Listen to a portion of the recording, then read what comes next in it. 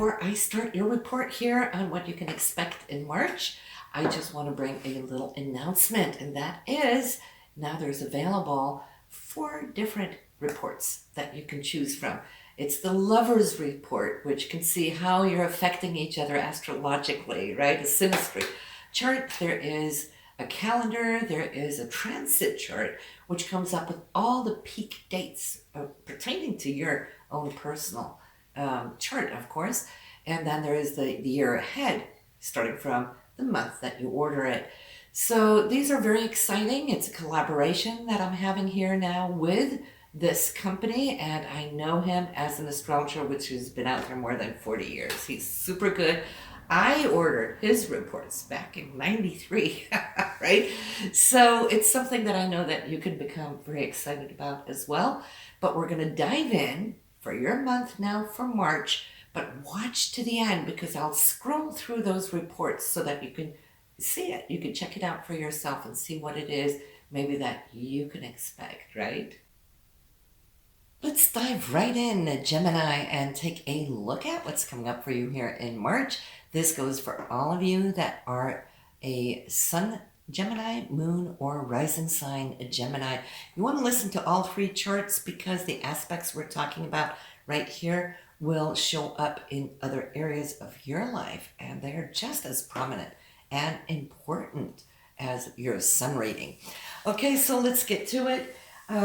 This is a great month for career, and I think this is probably the best time of the year in 2021 where focus is really trying to kind of bring you on board to what it is that you've been working towards and trying to achieve. We have the sun, we got Venus, we got Neptune, we got the new moon also in this area, and of course this for you is all about now bringing everything to the table. You might just come to experience that not only what you've been, should I say, visualizing, you know, the power of visualization that we have under the new moons and whatnot. Some of you have done so well here at Gemini that you're going to see how it's going to manifest this month, exactly what it was that you were thinking. And so then we have proof and evidence of how it all works, right? This new moon on the 13th is triple in a sense. Why is that? Well, it is in the sign of Pisces. It is conjuncting Neptune. Not triple, double, sorry. Yeah, it is conjuncting Neptune and it is in the sign of Pisces. This allows you to be very creative and very intuitive with where you're moving as you move forward. I feel that some of you have, over a long term, been working towards a certain goal. Now, in the short term, sure, I see that working too. But those long-term goals that you have been plotting on, Gemini, is now coming in and being dished out on the tables. I see meetings and communications, and I would like to say, don't underestimate your own sense of self-worth. If you're going to have a review at this time, you know, bring it forward.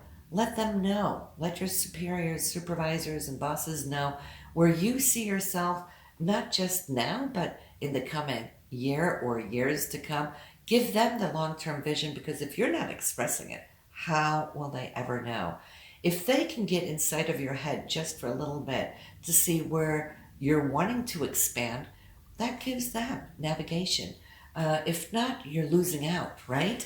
So, and I think that goes for everything, that if we're not sharing our goals, how can people come in to help, assist, support, and back us aiming towards those goals? So, you know, good thing that you're a communicator, Gemini. You're the best communicators in the Zodiac anyway, right? So what I do feel is, as you're starting off the month, there might be a little bit of a challenge that started just in that last week of February. That challenge is somewhat still alive, but you're kind of like overcoming it as we start off March 1st. That challenge for you would be something that I feel that you've been holding close to heart, okay? It's coming from the 12th house. It's more of an internal spiritual thing. Mars has been moving through there, and you might just feel that whatever project maybe that you've been working on, really wanting to either initiate it or to conclude it, either way, somebody might have come in and tried to slow it down. Not just because of Mercury retrograde there in February. Of course, that could have been a big part of it, touch and go and whatnot, delays and frustrations and so forth. But just as you were seeing that this is ready to go, boom, something closing down. So it's not just Mercury and its delays, but I feel also a lot of this, and a lot of this is coming from Uranus in the 12th house, squaring off on Saturn. Saturn is how we master things, right? That's the responsibility that we take on and giving it our all. And it's in the 9th house of doing the research and doing all the legal, whatever paperworks that are important and so forth. And Uranus coming in with the unexpected. And that's where, sure, that is something to overcome. But I feel that was more in the end of February. So now you're starting to move forward. So as that aspect is loosening up and Mercury retrograde is moving out of the picture, it should start loosening up. And hey, boom, right behind it, Gemini, you know what? We have Mars and Pluto. And that would be the last couple of days there in February coming to hit home in the very same area.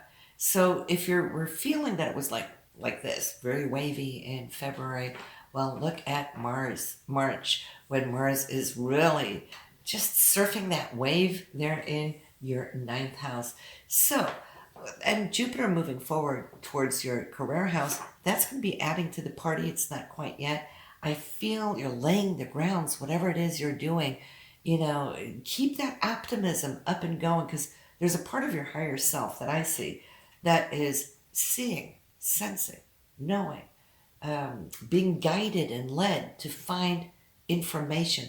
This is a very important time for you to gather that information, because once it goes into your 10th house, which is not quite yet here this month, we'll talk more about that later, but then you're going to see this huge career expansion taking place for you, and for the whole next year while Jupiter transits there.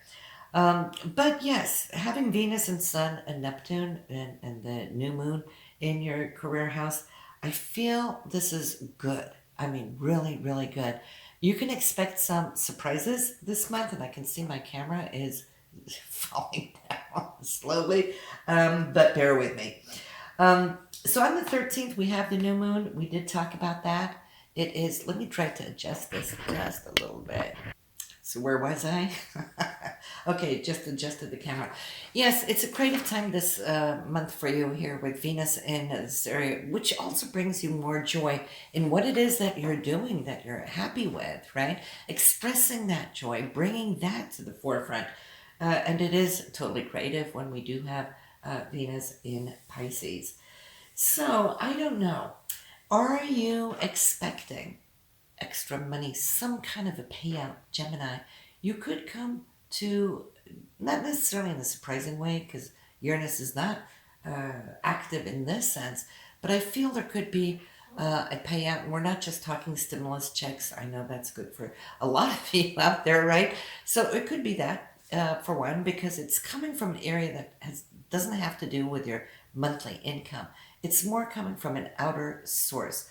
It could be a payoff, maybe some insurance policy payoff, maybe some inheritance, that kind of thing that could actually come to empower you this month. We have the full moon on the 28th. It is in the sign of Libra. So in your 5th house, this has to do with love, romance. It has to do with children, and your self-expression, your creativity. So on the 28th and leading up to it, you might just come to see that you're just like spilling over with all these emotions that you want to share and take out and so forth. And it's a lovely time. A lot of people can't really sleep when there is a full moon, but we're awake with all these creative thoughts. Take them out. I would say write them down in a journal if you're having one of these brainstorms, right? Could be a lot of great ideas coming as you're resting and your eyes are closed that you could actually pick up and use down the road. And this is why we love the retrogrades, because retrogrades brings thoughts, ideas, and projects from the past, bringing it back into the now. So even if you can't act on a lot of these brainstormed ideas, you can do that down the road. So listen.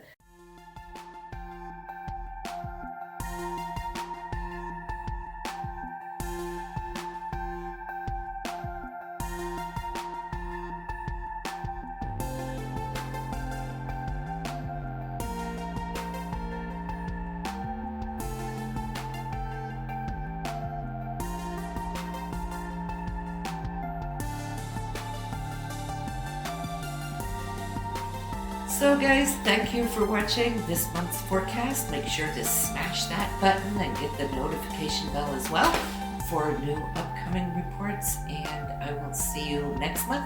But head to the website if you're wanting one of those special reports. You'll find the link down below in the description or just right above. See you in April.